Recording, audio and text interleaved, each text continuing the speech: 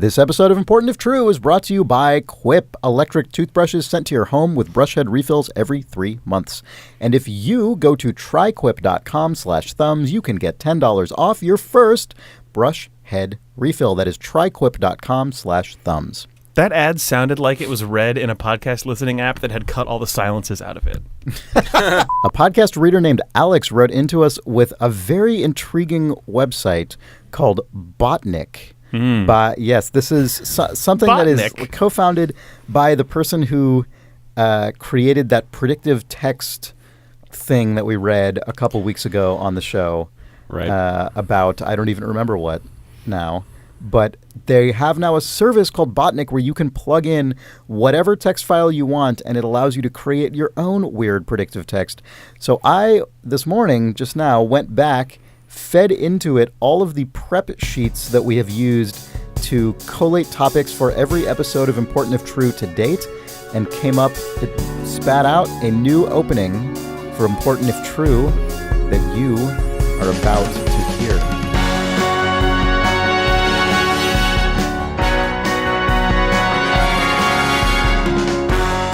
It's October Cuts You.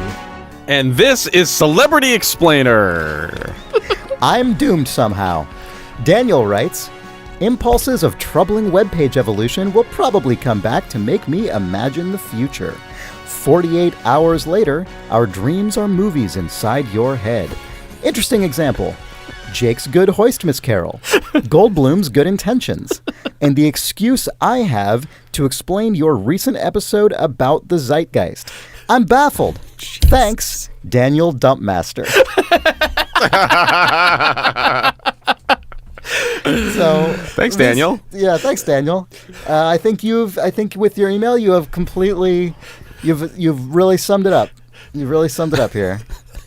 Welcome to Celebrity Explainer. Yeah. I'm doomed somehow. This is an amazing website. It's an incredible website. It's Botnik, Botnik. And the tool is called Botnik Writer. So if you search for that, you will find this. It's very good. You can just go there and start making stuff with their own source, but you can also plug in anything you want. So the way you described that is it works like an Android or iOS predictive text thing where you'll type a little bit and then it'll suggest the next word, but by feeding it tons and tons of text from some source, that's how you sort of train it to guess what should be next. Yeah, so you can sort of softly guide it, because what it does is it gives you like a whole matrix of possible next words. Right. Sort of based on the sentences and paragraphs I've been fed, this is what I guess could be the next thing you're going to say. Exactly. And you choose word by word out of a list of words that changes every time you choose another word. So for this one, I just started by typing "It's October," and then after October, I just kept going next, click, next click, of just click, various click. choices. Yeah. You do have to. You do have to eventually choose to put in a period. I don't know if this is like a universal thing or not, but I found that it basically never ever gave me periods, and past a point it just. So eventually, every once in a while, I would just hit the period button, and then I would just whatever it gave me would start the next sentence. Yep. But it's very good. It's a very, very good tool. So anyway, what do you guys think about this email? I mean, impulses of troubling webpage evolution will probably come back to make me imagine the future. So that's true. I mean, with that, as borne out by itself, that email is sort of it's just a recursive it. Mm-hmm. Yeah, it's cuts you or whatever. It's October cuts you. Yep. Well, should we do a human email? We'll do what we hope is a human email. Someone else could just have a more evolved Botnik. That's true. These could all have been sent by Botnik 4. CJ writes, as a young child, I experienced 2 miraculous events. Both have led me down futile multi-year quests to recreate these delightful events. As a 5-year-old, I sat down to dinner. I was served a plate of spaghetti with tomato sauce with a sprinkle of Parmesan cheese. The picky brat that I was not thrilled with the meal. I let my parents know as much, but was urged to try it. I took a single string of spaghetti sprinkled with a light dusting of cheese and ate it. It was cold, surprising, and delightful. The surprise of the chili spaghetti strand instantly brought joy to my mouth, like nothing before or since. The rest of the meal was... Okay, I think that is an incredible statement. Yeah. Can we just, Okay, you know what? for the first time ever, I specifically introduced this as a human email. I actually made that like explicit claim, and I'm pretty sure I was instantly ate shit in declaring that. Yeah, I think I was hoisted immediately because no fucking way. Anyway, the surprise of the chili spaghetti strand instantly brought joy to my mouth like nothing before or since. The rest of the meal was piping hot and disappointing.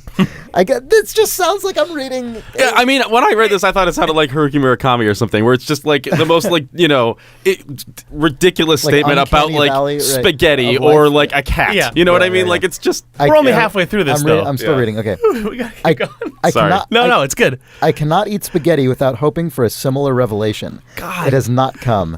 I have no explanation for the miraculous strand of spaghetti.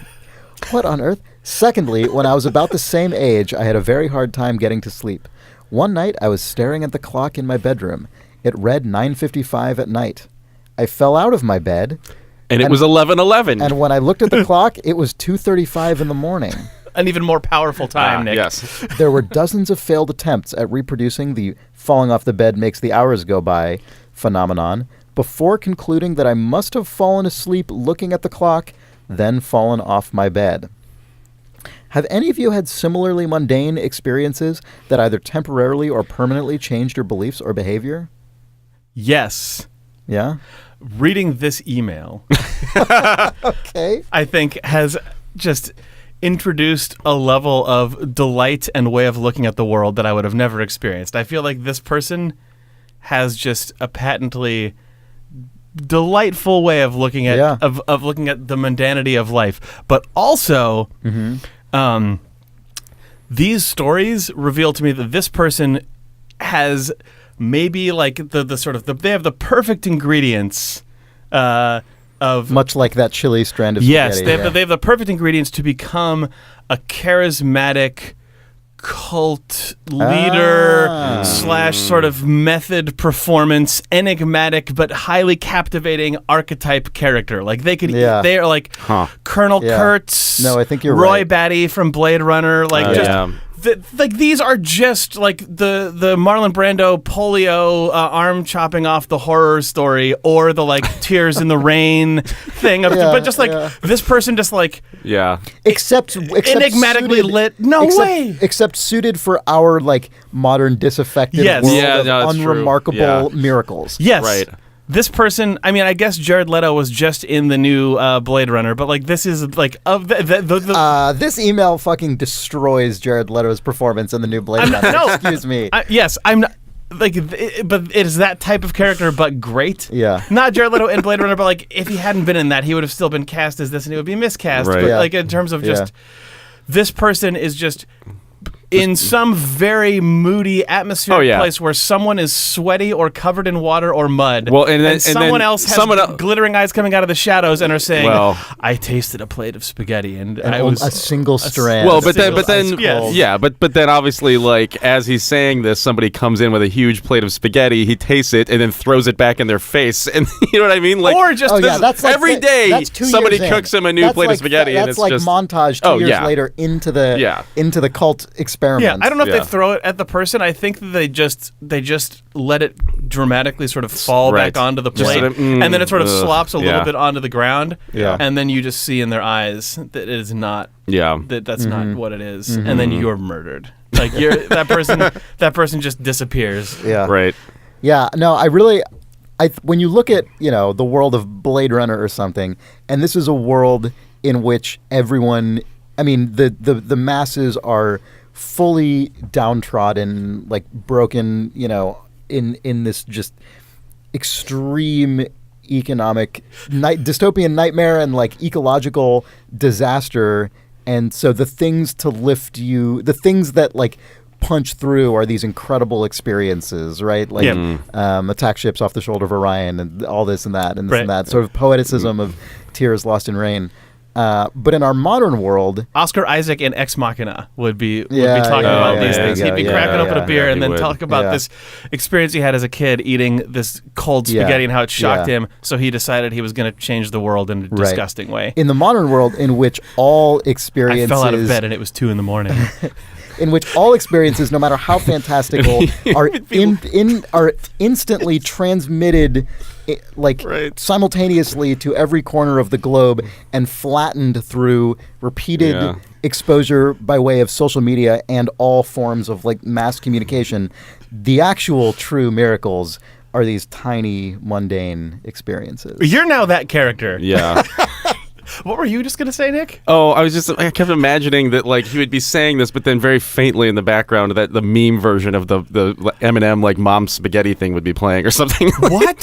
Have you never heard this? No. What? Oh man, it's very good. Somebody took the what is it, Lose Yourself in the Moment song or whatever, and they took the line "mom spaghetti" and pasted that over basically the end of every lyric. It's just I don't know. You have to kind of you have to listen to it before it. Yeah. It's a very well-known meme. Readers. Yeah. You, Chris, talking about in our age where the world is flattened by social media. These are the moments that capture us. These are the moments we cherish. TED Talk. Yeah, that is your TED Talk. Talk. TED Talk launch of my holistic experience. We've taken all of these mundane moments that touched us and fed them into a Botnick text generator, so we can make infinite more of these, and these will give us new meaning and help us, see a brighter future. Connect back to the material world. Yeah. I also call it cold spaghetti. Yeah. I mean, we've been focusing on the spaghetti, but I do like. Oh, the fall out of bed one is amazing. Fell through a tiny time warp onto the floor. Yeah. At first, when I read this, I was like. Thought he had a concussion or something. I was like, were you asleep on the top bunk? That is just you being knocked out for 5 hours and then not dying miraculously and then forming a cult. And maybe you did die for those 5 hours and you saw something. You saw cold spaghetti on a plate. How do we know that he didn't? How do we know that he went forward in time and not backwards in time? How do we know? How do we know that he went 4.5 hours forward instead of 17.5 hours backwards? We don't. I guess we don't. We don't. Yeah. Maybe he that lost could 2 explain days. A lot. That was that's the 17.5 lost hours that I think would probably explain a lot about the slightly. They're not lost though. They were rippling. relived. If you go back in time, do you then sort of see an ephemeral form of yourself sleeping and a weird echoey reverb of you falls? Yeah. Do you always then live in a weird dual reality where there's always kind of an echo of you 17 hours ahead? I'm haunted by my own ghost who is me before I fell out of bed. Yeah. A mundane experience. Yeah. Huh. The one in the future doesn't have the slight concussion because that one never fell out of bed. Right. Or did it? I thought they would fall out of bed 17 hours later. Yeah, I guess. I think that it's just sort of you're leaving a trail version of yourself that follows you around like a bad special effect. Yeah, you're racing your ghost through your own life, but you can never get back. I think the way that you snap back is you have cold spaghetti, and then it just resyncs so you're somehow. If I could ever taste, I've been trying to taste that cold spaghetti again so that I may finally rest. Yeah. I am your ghost. I fell out of bed 17 hours before you. Avenge my death. Find the spaghetti. You have this God, and then you got are on your this is a deathbed. really mundane event. This sounds amazing. This is actually one of the most incredible things that has ever happened to any human in history. That is also the most but mundane, it's also boring. Really, really stupid and boring. Welcome to Important If True. Yeah. I mean, that would definitely permanently change your beliefs or behavior. Oh, yeah. Go back to the question in the email. Jesus. Can you imagine being aware of something that fundamentally disruptive to the laws of universe? Right. If and I reveal right now, I've been carrying on fine. And, you've known me as I am right now, but also I can always see a reverberation of what I did 17 and a half hours ago behind me terrifying. All the time. Oh, no. That person just exists. Oh, no. I'm always, if I stand still for 17 and a half hours, they walk into me and I think maybe this time we will remerge, but then when I step forward, I know that idiot's going to stand there for 17 and a half hours. Yeah. God, sleep would be the only way to escape this.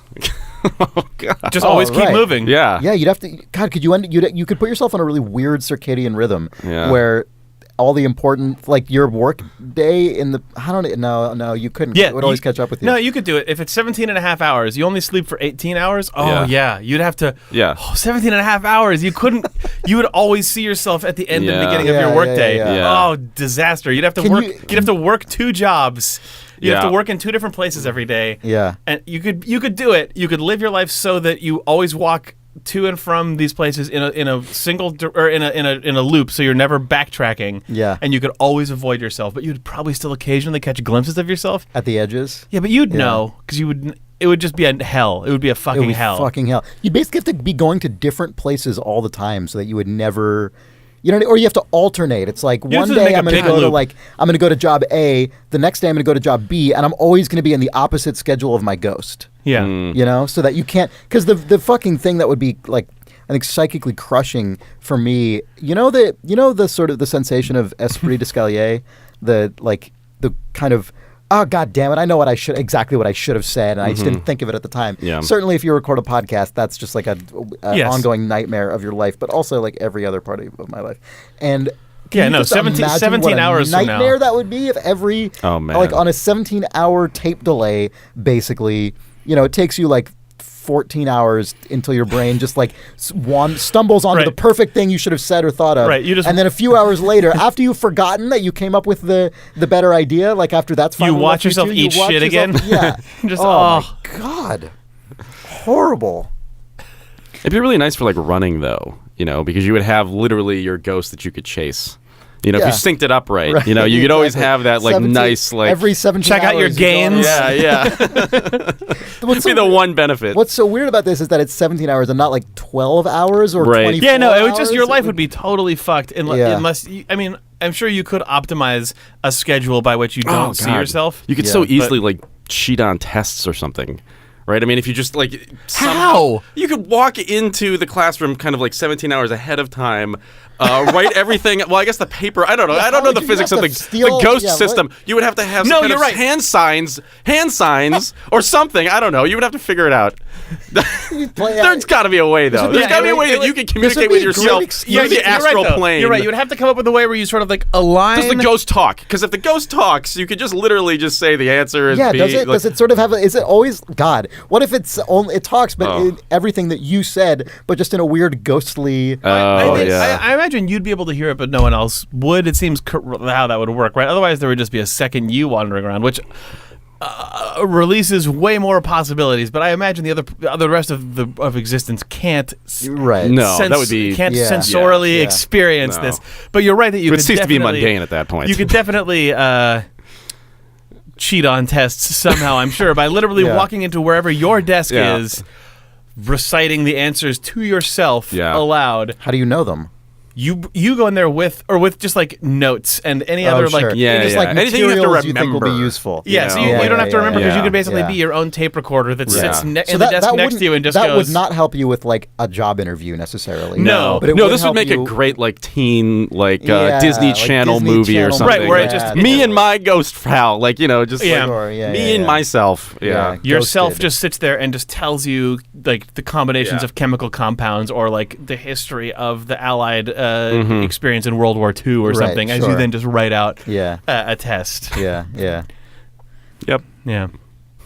Well, the Disney Channel version, it's also like looking over your frog dissection and acting grossed out, but it's only because you thought it would be funny to do that 17 and a half hours earlier. Like you record yourself like a little pick-me-up in the parts of life that you hate, and you eventually become friends with yourself. Yeah. Oh, yeah. That would be strange, actually. I mean, the idea... actually, when you really think about it... Well, no, but I mean, because everybody has like an interior voice, but then you would literally have like a version of it. Yeah, God, that would be bizarre. You could write letters to yourself in the way that you do, but it's only 17 hours earlier, so it's like...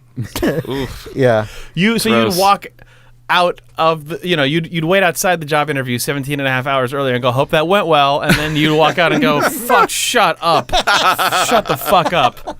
When you know that you just ate shit. Yeah, fully beefed it. So if both versions of you exist sort of in parallel, does the first version of you have access to a ghostly premonition of your future? No. Mm-mm. Okay. It's like a tape recording that you leave for yourself. Okay. Although it does, here's a question though. The most current you is interacting, or you're aware of 17 and a half hour Yeah. ago you, who is acting in a way that is aware of a 17 and a half earlier that version will of them. exist. Do you see Yeah. like the taped over echoes of echoes back? Like, do you see sort of increasingly my God. transparent Right. ghosts? Oh, Jesus. Because in that case, there is truly no escape. You would literally just see sort of like the worn trail of your existence across See, at reality. that point, you would definitely do the thing where you're trying to always be in new places, because otherwise, everywhere you go is like an You're just living in sort of a increasing fog of the kinda recording of you, yourself. yeah. Ugh, you're living in your own stink. Yeah. We got to get off this subject, I think. Ugh. Yeah.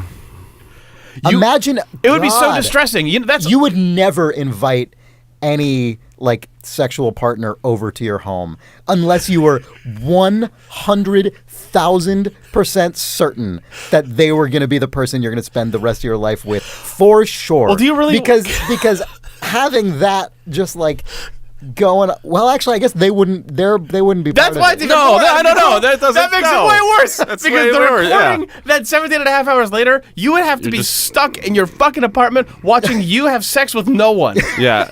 And also, you can hear It's a yourself. nightmare. You would just You hear can only yourself. hear You would your only side hear of it. you. Oh no. This is So fucking vile. that is just disgusting. So you're right. You would never do that. Yeah, you would never. Ever. Your home would never yes. Your home would basically The be coldest house yes. ever to exist. Yeah. Yeah, serving only the coldest spaghetti. Yeah. Cold, wet noodles only. God. You would also you would have a record of that one magical spaghetti experience that just like loops forever in your kitchen, getting fainter, fainter and and fainter, and you're like, fainter, and you're like, it's never gonna come back. Yeah, It would also be distressingly like overwritten by newer memories of you trying to eat the cold spaghetti and it's sucking, and you're like, oh no, no, this one's covering up I taped it's over covering it. up the- Oh What a bizarre, sad life this is. yeah, what a terrible superpower. It What is a terrible curse. It is the most mundane curse, Yeah. and it's God, horrible. someone really fucked up with their genie somewhere. Like someone had a real idea and they really botched it. I'm sorry, CJ, that you fell out of bed that one time into this horrible nightmare that forces you to optimize either into the most mundane life or the most globe-trotting, jet-setting life possible to escape your mundane life at whatever cost. Yeah. As long as you can somehow leverage your weird... I mean, could you short sell stocks or something? I'm trying to like figure out what... You have to leverage this to somehow become an eccentric billionaire who can then just escape this gross, foggy trail that you leave behind. Yeah, yeah. Imagine if you woke up one day and just into this life. If you woke up and were like, oh, I have this 17 and a half hour echo of myself as well as the complete trail of my entire past life faintly disappearing, that would make you change your life instantly because you would just see literally just these like 4 grooves that you've walked in. Yeah, that's really true, It would make you barf. Yeah. It would make you You know barf. what's funny is Well, I you actually... would, you know what? Oh, go ahead. I've had that experience because obviously I've not had this experience, or have I? When you look at, every once in a while I'll end up, I think I've mentioned this feature of Google Maps before because we talked about Google Maps in some form or fashion, but they have a thing where it like tracks everywhere you go. And I think I turned it off or it wasn't working on my phone or something. But I remember one time when I did see it, it was just like a period in my life where I hadn't been like traveling or like doing a lot other than just like going to work and stuff. And it just, it showed me my trail through And it San was like Francisco. train and it was east, just train a west, loop. train It east, was train just- west. Yeah, and it was really startling. And so I actually feel like because of the way technology is actually constantly tracking our ghost progress throughout the world, whether or not we intend it to, or even are aware of it most of the time, this data kind of exists. And sometimes you can peek into it, intentionally or not, and get a flash of the horror of the mundanity of your own life. And it's a bad thing. Yep. Or is it a good thing? Should we use that as encouragement? I don't know. I don't know. No, I think I have a solution for this because I think we're talking about the ghost being like positionally like the position of where the ghost is fixed, right? I mean, like if you were in your house, it's going to show up in your house. It doesn't follow you around. If you're a billionaire, you just fly on a plane all day long. Right. Yeah, you have totally. to. You would have to That's just what Chris do. said. Yeah, just oh, you fly said that already. Fly to all other right. countries. But I mean, you have just to constantly be moving Yeah. forward. But I Yeah. mean, but the thing is, like, how do you how do you generate a lifestyle that will make that possible? I think you have to use this power to somehow hoodwink people. Yeah, I don't know how, but yeah. Yeah. Huh. Anyway. A power that only allows you to look backwards is just definitely not as useful. Yeah, no, it's true. No. Yeah. There's got to be some way to do at least parlor tricks, but who knows? I don't know how. I don't know either. Yeah. Because you have to still be there. You're just like, oh, I can play back a playback of my own subjective myopic experience, but from a third person perspective. Like I can see myself. That's also weird. We got to get off this subject because there's too many weird things in it, but it is weird. Like, yeah, I'm trying to think, how would you use this data to your advantage? Because it is an experience that no one ever has. You see, I mean, just it's interesting. Like, it's still so much about yourself and about you, but it's seeing something from your interior first-person perspective, then looping back around and watching yourself go through it from the outside. It is still of no benefit but to yourself, and it's definitely only damaging to yourself. Yes. There's no way you could turn this into anything. Can you also imagine seeing yourself from that many different angles? Yeah, I think that would be traumatizing. It would be gross. I mean, like, maybe if you were a model or someone who's astonishingly beautiful, but then even in that case, you probably have all kinds of like insecurities about the way you look. Well, so, sometimes I'll just see myself in a mirror, and I'm just like, ugh. That sucks. Or you just see a photo of yourself. That's fucking garbage.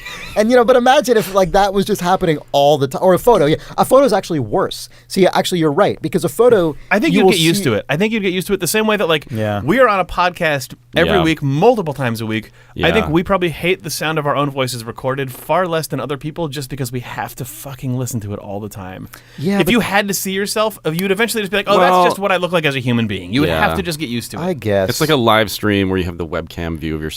I mean, after a while, you just kind of ignore it. But that's right. But that's I guess you're right. You'd have an experience that no other people actually have, which is that you would get to get used to what you look like from everyone else's third-person point of view. That's actually kind of cool. Like people, it's so hard for people to get over that because you only see yourself in a mirror from like the angle you choose to show yourself, and then when you see a picture of yourself or you see yourself on video, you go, oh. Yeah. But like whatever, your curse is that guy is just hanging around all the time. Yeah. You get a third-person game cam perspective on your own life in a way that is really weird. Yeah, that is really weird. Well, I would be curious if any readers have any experience with a third-person version. Have gone through this experience. Please let us know. But if you have any solutions for how to use this power to somehow bend the world to your advantage. Look, if this is happening, how the fuck do you exploit it in our capitalist society? Like, figure it out and tell us. Because we want to get on a plane and escape our own lives that we have to keep watching on loop. I want to solve it. I want this solved. For CJ's sake, if not for the rest of us. Sure, yeah. But you never know. That was quite the journey. Should we take a break? Yes. Yeah. Okay. This episode of Important If True is brought to you by Quip. Well-designed, compact, convenient electric toothbrushes sent to your home with brush head refills every 3 months. So your bristles are always in that good shape to get your teeth clean and pearly and whatever else you want your teeth to be. If you go to tryquip.com/thumbs, you can get $10 off your first brush head refill. Nice. Yeah. Present your best self so that when you see your increasingly degraded past apparition, at least your teeth are nice and clean, and at least you're not going to see that and be like, oh God, I really should brush my teeth more. You'll already have done so. And with a Quip, it will tell you every 30 seconds, it'll do a little buzz, and you'll know to switch what quadrant you are brushing. Unless you get a cursed one, which will bleep every 30 seconds forever, whether you are near the toothbrush or not. Yeah, what if you're brushing and then you realize you've been brushing so long and suddenly you look over at your ghost and it starts brushing and you realize that you've been there for 17 hours. You've always been there. You've always been brushing your teeth. Quip. Always be brushing. Always be brushing, literally. Tryquip.com/thumbs. Ab. This episode of Important If True is also brought to you by Warby Parker. A home try-on for prescription sunglasses and eyeglasses. And if you go to warbyparkertrial.com/thumbs, you can get 5 frames sent to your home to try on for 5 days for free.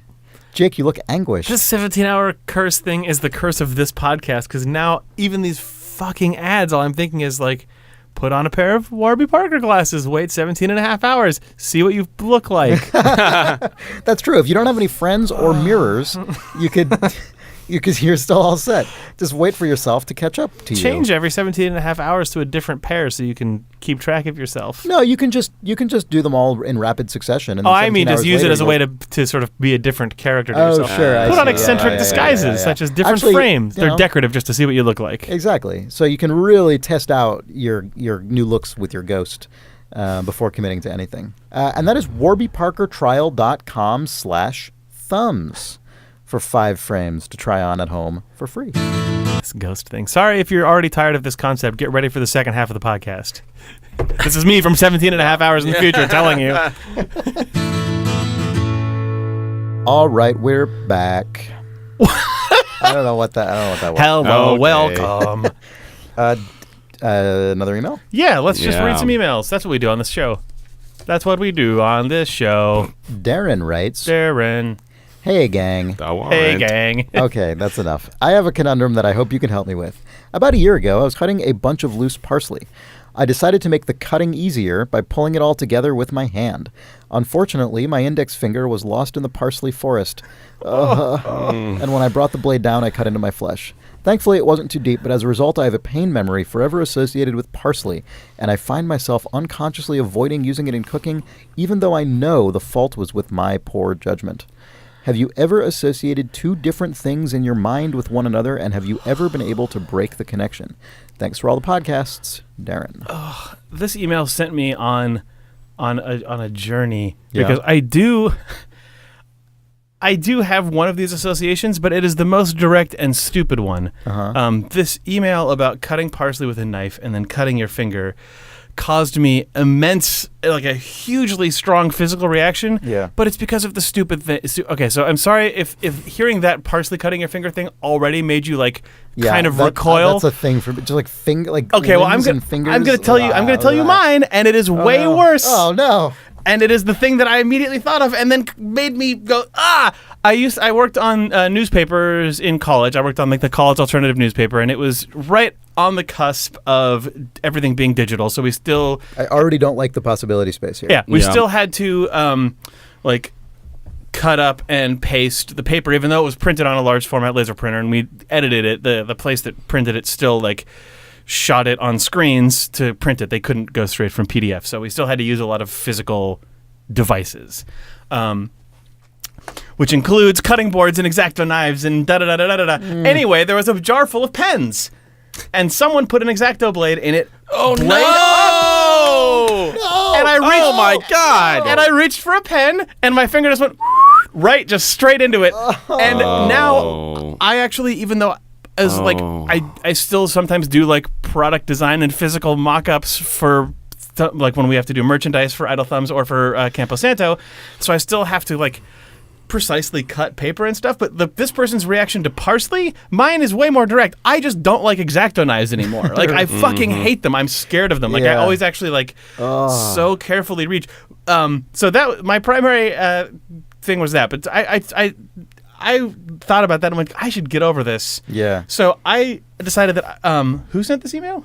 Darren? Yeah, I decided that I would try to help Darren out. Okay. So I just went onto Google. This is stupid. Okay. But I figured, you know what? Let's just be direct about this. And Sure. I typed, how do you get rid of or free yourself from bad associations? And then I was given the top link, which I assume is the most helpful link. I was given the WikiHow article for how to fight your homeowners association. And I started reading that. It was not that helpful, although the WikiHow article for how to fight your homeowners association is fantastic, because the way you fight your homeowners association is the most boring, banal garbage. You literally just think about it, talk to people, fill out paperwork differently. So all of the illustrations are just literally people filling out paperwork and pondering things. Pensive. Yeah. So it's literally just photo after photo of people just thinking about stuff and looking at boring pieces of paper. And I went, God, that sucks. That is not helpful. So then I looked up how to break a habit on WikiHow. I was like, fuck, how to break a habit. That was a little more helpful, but it was all about, it wasn't about actual like it was helpful in the wrong direction. It was like how to not bite your Right. how to stop biting your nails. It's right, yeah, sure, whatever. that And makes then sense. That's a I habit, went, yeah. okay, fuck this. We got to get way more direct about this. And I just said how to prepare parsley. And it's fucking in there. There's a WikiHow article on how to prepare parsley, and you know what they say? Use a pair of scissors to cut the parsley. Don't use a knife. That's it. So I'm so happy that the end of this was actually just what you did was like. That's actually great. Yes. That's actually great because this might be a way to reintroduce yourself to parsley. Yes, without knowing the that knife you're not even association. going to touch a knife. So against all odds, WikiHow actually totally my stupid journey through WikiHow solved this definitively. Yeah. Nice. Huh. Weirdly, scissors is also how you fight back against your bad housing association. Yeah, you just go to the HOA meeting, hold up the thing that says, contract. don't paint your garage door orange, Right, and yeah. just cut it up in front of them and then Dramatically. throw it at them and walk away. Yeah, that's also how to stop biting your nails, cut them. With scissors. Yeah, with small little With scissors. little like an curved X-Acto ones. blade. Or with an X-Acto. No! Incorrect. Wrong answer. I don't want to hear. I don't want to hear X-Acto blades mentioned on this podcast. I don't want it to be ever. I'm gonna edit out any further mention of it. That's already basically. I at least an ongoing tried to thing give for a me. little bit of a content warning before I introduced know, it. It wasn't I know. enough. Yeah. Okay. Ugh. I was disappointed, though, that the WikiHow article for how to cut parsley was photographs and not like a cool what? illustration. Oh, bullshit. Oh. Yeah. I mean, it makes it more definitive and reassuring to just see like some hands calmly cutting it instead of like a sort of like airplane safety illustration or an anime doing it. But Yeah. I'm also sad that that's the case. Yeah, I would have yeah. much preferred. Also, it doesn't show you what not to do, which is probably good in this case. If it opened with a guy going and like cutting his hand on a knife with a big then the X cross through it, through it? yeah, Yeah. we don't need it. We've all lived it in various forms. I mean, who's looking up this article? Not someone who has done it the right way already. I mean, Right. let's be honest. Yeah. Yeah. Man, that's actually really good to know. Scissors. I never thought about that. I have kitchen scissors in my kitchen. I use them. That's what WikiHow's for, Chris. That's the only thing it's for. Yeah. It's not for anything else. It's just for the parsley thing? Yeah. Well, like how to tie a tie. Just search for how to tie a tie. Yeah. I mean, what WikiHow's mostly I for had is for thousands of drawings of people examining paper documents or like how to get out of a weird relationship or Sure. then it's also either an airplane illustration or an anime Of people probably like crying at each other Yeah. and stuff. Yeah. Man, maybe we can look up on WikiHow how to fucking profit off of this weird ghost how to escape a companion. 17.5-hour time loop or profit off of it. Yeah. Well, maybe you'll get both articles: how to escape it or Right, how those to are definitely- how to, those are way how to different. optimize for it. Way different goals. Yeah. For sure. We have an email that came to us from Josh. Oh, hi, Josh. Who says, "Hey Chris, Jake, and gamer Larry David. I saw this van and I had to take a picture. The combination of logo, business name, and slogan reeked of dystopian sci-fi goodness. Please explain to me what this company does in our dark, twisted present."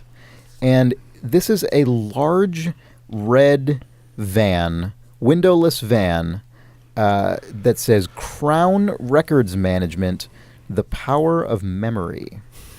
And it's got a big sort of crown logo, and there's no other explanation. So the assumption is that this is probably some sort of like the Inception crew or the like the what is the Gondry movie, the Eternal Sunshine of the, Eternal the Spotless Mind, like one of those crews that controls and erases your memories or dreams, just rolls out of this and zaps you in your sleep, sure. and then you experience something different. I mean, or going back to the previous email, this could be the service for people who have that curse. They're like, we'll just pull up this van and leave it outside your house for 17.5 hours. You have to sit in it for 17.5 hours, it's true, but then you are given 17.5 bliss-free hours after that, where you know that the other you is your memories are preserved or whatever inside of this hermetically sealed van. So this is the thing that gets rid of the ghost.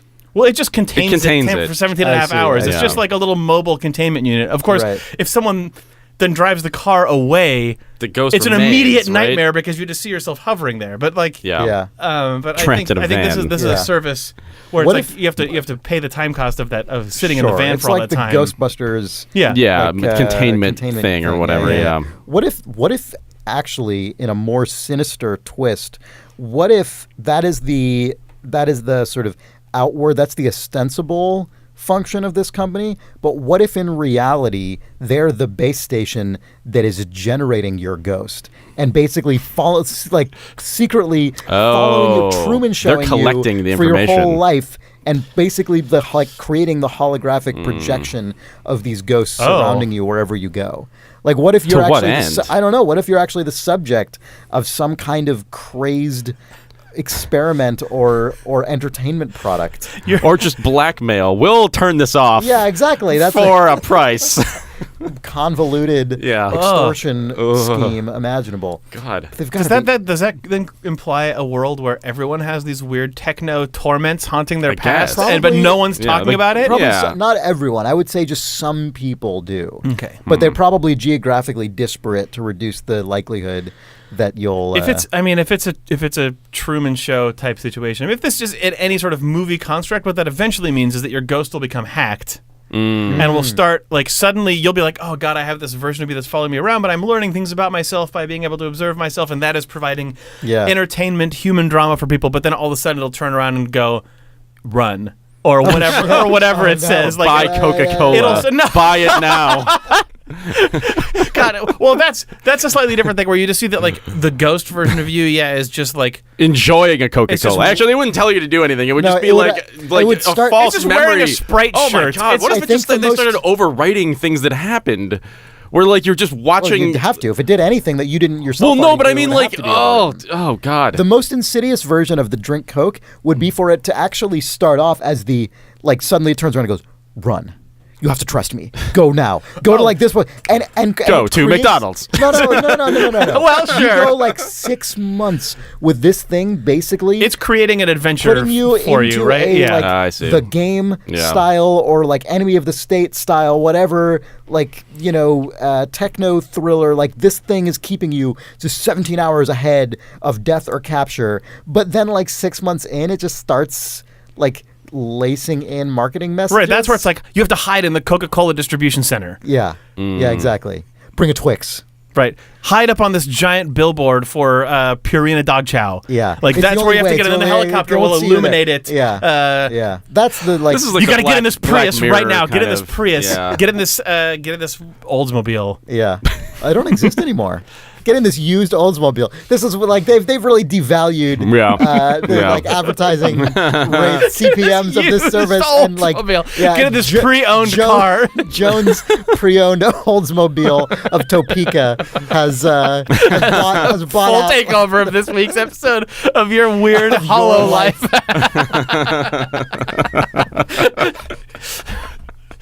Jones, Pontiac, Oldsmobile, and Plymouth. Yeah.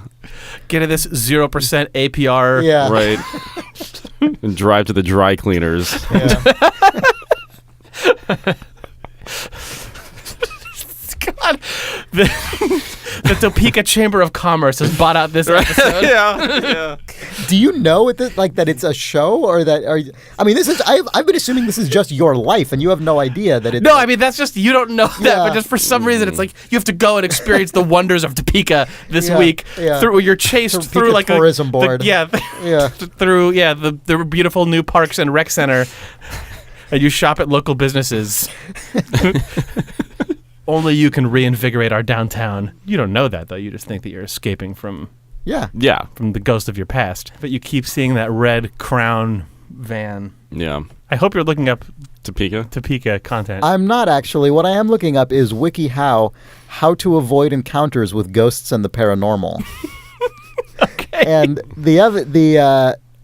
I feel like this would not be a very useful guide given the scenario that you might find yourself in. Yeah, did you try searching WikiHow for how to escape your past? Because I bet there's an article on that. Well, I searched for WikiHow how to escape a ghost. Okay. Is this illustrated or? Oh, it is illustrated. Okay. This actually demonstrates ghosts sort of emerging out of the pages of an open book. Step 1 is learn about the paranormal. Step 2 is try your best not to become paranoid, which is already the point at which I think this starts to really break down, given the reality of Crown Records management, because I think shedding your sense of paranoia is only going to hurt you. It advises Step 3, avoid locations that carry great psychological or emotional tension. 4, be in good company. 5, remember that the more people there are in a group, the less likely it is for manifestations to occur. And if they do, the less likely you are to notice them. None of these help when the ghost is a recording of yourself. Exactly. So I searched for how to escape your past, and I was given many articles which may be helpful, but ultimately you'll, we'll see. 5 ways to escape your life, how to escape your mind, how to sneak out without being caught, how to sneak out of your house at night, how to leave the past behind, how to exude, escape, or enact an existential crisis. So the thing is, you would read all of these, and then what would actually happen is 17 and a half hours later, you would just watch yourself reading them and go, well, that didn't help.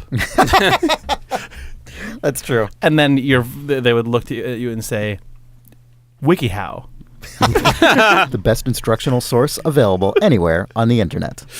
Is that their slogan for real? I don't know. I mean, I'm sure it's not. What if it were? What if that were exactly their slogan and I just pulled that out of my head? It's because my 17-hour ghost planted You're just prepping that for later. Yeah. There's also how to get a ghost out of your house on WikiHow. This site is amazing. It's not amazing. You don't think this site is amazing? I mean, I think it's amazing, but not in the way that it thinks that it is. But this is well known. I think it's amazing. Okay. I was not aware of all this shit on WikiHow. Oh, yeah. How to conduct a ghost hunt. This is amazing. How? What? Chris, your life is measurably improved. Yeah. But there's a WikiHow arc that you'll go on, I think. I'm sure that's true. Yeah, I'm sure that's true. Well, should we do one more email before endorsements? Yeah. You should read the article, How to Experience WikiHow. That's probably not on there. Anna writes, I was wondering whether the wishes stack. What if you could choose each night to quote your grave from the future? Every single person's brain could solve this puzzle. Solve it. The meme singularity would be quashed. The computers decide which wish comes true. The Transformers decide which wish comes true. The reviews decide which wish comes true. The most beautiful you can answer questions about us. Thanks for your help, specifically imagining what dreams are left behind. Remember the families. Thanks, Jake. Well, I think we know what dreams are left behind. The dreams of 17 hours. That's exactly right. Yeah. Wow, I wrote a good email, Anna. Yeah, nice job. Mm-hmm. Well done. Yeah. I liked that cadence in the middle. That was really nice. That was very Obama. To me. Or yes. It was very Obama. Revealing of when President Obama said, to me, to me, to me, to me. To me. To me, to me. I think this could not possibly have been foreseen, except maybe by a 17-hour ghost delay. But this email actually, or a sentient AI that's got all of our data inside of it. Yeah, but I feel like this episode actually pre-answered this question in spirit. Mm-hmm. Yeah. By spirit, you mean ghost? Yes, exactly. In spirit, in all senses of the word. Should we endorse? We should endorse. Yeah. All right. Well, Nick, you rarely endorse first. Yeah. Why don't you endorse first I'll endorse this week? first. All right. All right, so I'm going to endorse a fairly simple device. I'm not going to endorse a specific version of it because I don't actually have one off the top of my head, but there are a million of these. We'll find one. Yeah. So I mentioned on the podcast a couple of weeks ago that I guess last week, that I hurt my back. And the way that I hurt my back is by doing crunches. Yeah. Now, imagine having to rewatch that 17 hours later. Oof, God, I would be just watching talking about it a bunch of times on a podcast. Yeah, right. Of course, yeah. So we have this device in our house that I've sort of been taking for granted that has helped me a lot, which is this pull-up bar that sort of latches onto a doorway. Yeah. Oh, sure. Yeah. Yeah. Like a tension-based one, right? Yeah. It's just works the through pull-up bars usually simple you actually physics. Yours, you don't have to bolt into the wall. No. It's sort of like it has a bar that kind of goes down and up and around the other side of the doorway, okay. so that it just works. So not a tension bar that just hangs. Yeah, sorry. It's not tension. Yeah, but it's I don't know what physical relationship you would call that, but anyway, it's a pull-up bar, and So, like, I have been getting in shape lately, and it is really nice to be able to do those sorts of exercises at home because I just don't like spending tons of time at the gym. It just feels like I'm wasting time. But, like, in the middle of my day, I work from home, so I can just, like, do a couple pull-ups and just, use that to kind of, like, jog my brain. But specifically, like, doing crunches are, like, it's actually a fairly destructive thing to your back and just in general. Like, it feels that way when it is not. It is like not that. really. I've never really liked doing it, but I never had a great solution for how to get away from it. Doing leg lifts on the pull-up bar is a perfectly good substitute for that, and it is really nice on your back, and it is my favorite new exercise in the goddamn world. Like, you just hang from the pull-up bar, and you can buy these sort of like little like arm saddles that you stick your arms in that kind of lift you off the ground a little bit that hang from the bar itself. But you can also just hang, and sort of barely lift yourself off the ground. But you just lift your legs up to, like, as far as you can go. But really, like, 90 degrees is kind of the best, most intense way to do it. And then lower them back down to the ground again. And you do that, like, 10 times or as many times as you can do it. And it's so nice. Like, it is really, really nice to finally have... Like, sorry, this is the most mundane fucking thing in the world. But man, I don't know. I've gone my entire life doing crunches, and it hurts and it sucks, and I'm getting old and my back sucks, and it's just nice to have that in my life now. I need to get a private endorsement from you, Nick, about how to start figuring out what exercises to do, because I am definitely a physical idiot. Yeah. And like I haven't gone to the gym in a while, but when I sort of was briefly in the habit of doing so, I didn't know what the hell I was doing. And like whenever you search online for that, it's just like it's just insane. An ocean it's such a bad of different opinions and time. Nothing ever has an actual starting point that is actionable. It always do things that do a thing that you don't understand yet. It's not great. So I need WikiHow, Chris, don't use WikiHow for that. No. Yeah, I need to figure that shit out. All right, well, I'll go next. I am going to endorse the Martin Scorsese film, The King of Comedy. Have either of you seen this movie? No. A while ago, long time ago. Yeah. All right. This movie is incredible. Yeah. It was on my mind because Jerry Lewis recently passed away, and on Fresh Air, the Terry Gross interview radio program, and podcast, as she often does when a notable person dies, she replays interviews with from that person over the course of their life that she conducted. And Jerry Lewis, listened to some of that Jerry Lewis retrospective stuff, and that movie came up, and I thought, oh right, I saw this movie a long time ago, and I remember it being good, and no one talks about it relative to many of Scorsese's other films. And Sarah and I, her for the first time, me for the second time, watched it on Sunday, and man, that movie is hilarious and dark and incredibly entertaining and shockingly relevant to... So the premise of the film is that Jerry Lewis plays a late-night talk show host in the style of Johnny Carson, who is incredibly famous and successful, probably in a way that a late-night host couldn't ever be again, the way that Carson was. Like, that was just a time where there were fewer stations and channels on TV and stuff like that. But we still have public figures at that level or higher of fame, so it feels very relevant. And the story of this this sort of aspiring stand-up comedian played by Robert De Niro, who is incredibly obsessed with his idol, this talk show host, and it feels very relevant in the era of the pursuit of fame and social media and people's one-sided relationship with public figures. It's very good and also funny and just bizarre and a really underappreciated Martin Scorsese movie. So that's The King of Comedy, and I recommend you watch it. Nice. Yeah. Cool. Jake, what do you have? Well, I'm going to endorse some tweets on Twitter.com. Nice. We are all very familiar with these, but I don't know if everyone else is.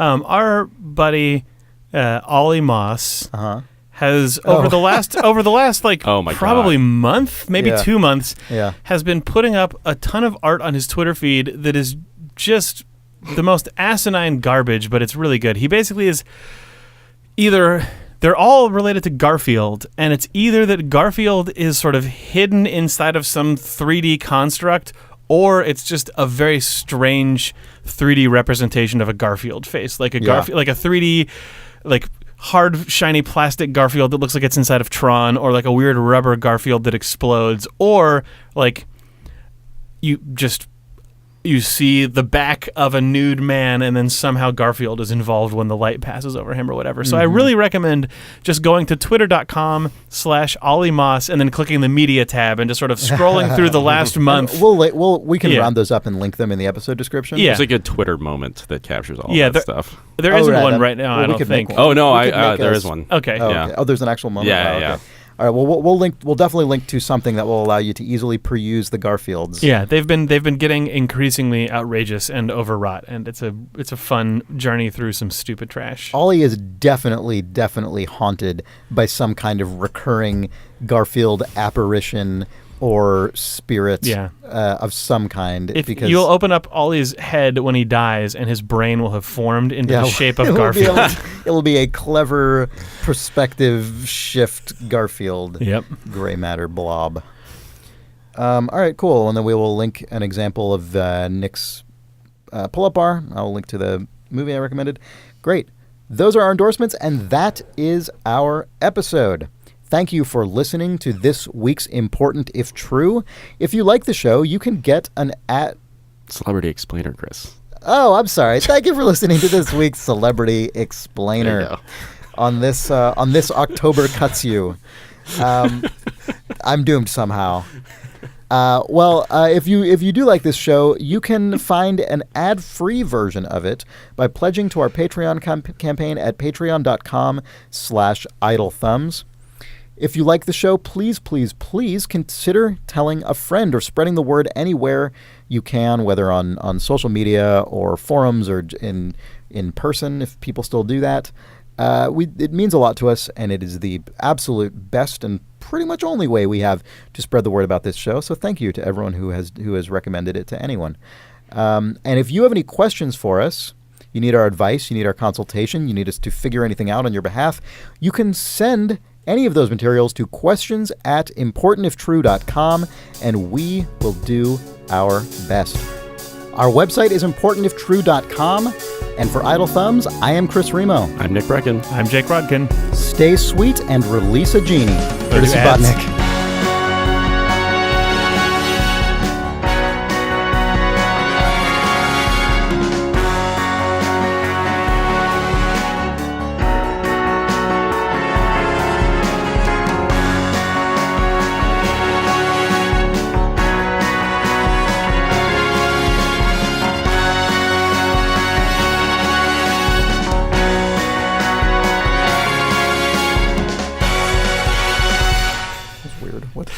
What? Oh, let me get my It's scene. backwards Someone day. totally told me this was like this. Nick would have been dominating your microphone. Yeah. Oh, Nick always dominates my It was microphone. a ploy. Nick psychologically dominates my microphone. He learned it from The Secret. Dominate your co-host's microphone with this negging technique. Podcast negging. Nick Brecken. Is The Secret about negging? I don't fucking Yeah, I know. know. I'm just very. Those are probably totally different things. I don't know. Is The Secret the Secret one about is how if negging. you like wish for something, Oprah will give it to you? Or Yeah, what? I think that's what The Secret is. I think The Okay. Secret's about wishing really hard for men's rights and Right, then okay, and yeah. then getting them Yeah, by negging. right. So it is that. No.